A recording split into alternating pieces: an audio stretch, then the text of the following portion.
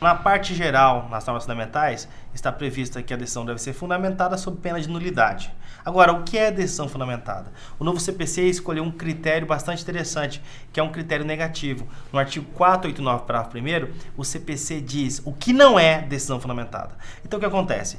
Toda vez que a decisão se enquadrar em algum dos pontos, em alguma das hipóteses do parágrafo 1º, ela será considerada não fundamentada e, portanto, nula por falta de fundamentação. Um exemplo disso, o que era muito comum, decisões baseadas apenas no artigo de lei, sem explicitar de fato o enquadramento do caso concreto ao artigo.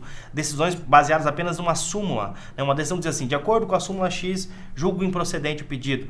Isso também não é mais possível. Outro aspecto interessante, nas tutelas provisórias, preenchidos os requisitos da tutela antecipada, concedo. Ou preenchidos os requisitos, não não concedo. Esse tipo de decisão não pode mais ocorrer, de acordo com o artigo 489, parágrafo 1º, que elenca de forma negativa o que não é decisão fundamentada. É um avanço bastante interessante. Outro aspecto bastante interessante se refere ao recurso de agravo retido, que foi suprimido.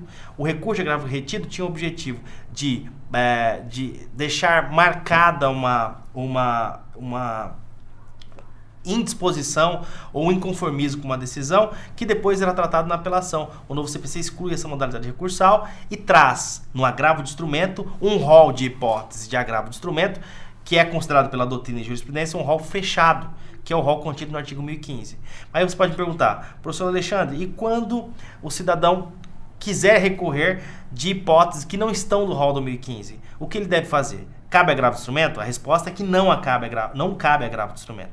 Mas há uma possibilidade de discutir essa questão como preliminar do recurso de apelação, se ainda houver interesse da parte. Então, o artigo 1015 traz um rol de casos em que cabe agravo de instrumento contra decisões interlocutórias. E no parágrafo único diz que também cabe agravo de instrumento das decisões proferidas na liquidação, no cumprimento de sentença, na execução e no procedimento de inventário. Sendo que no parágrafo único não faz nenhuma ressalva. Diz que cabe agravo e assim tem sido entendido pela doutrina. Um outro ponto interessante se refere aos honorários. Honorários advocatícios receberam algumas alterações, alguns aspectos interessantes. Primeiro, o honorário advocatício agora é previsto expressamente como verbo alimentar. Segundo, não cabe mais a compensação dos honorários, inclusive fazendo superar aquela conhecida súmula do STJ que previa a possibilidade de compensação de honorários. O novo CPC veda essa possibilidade.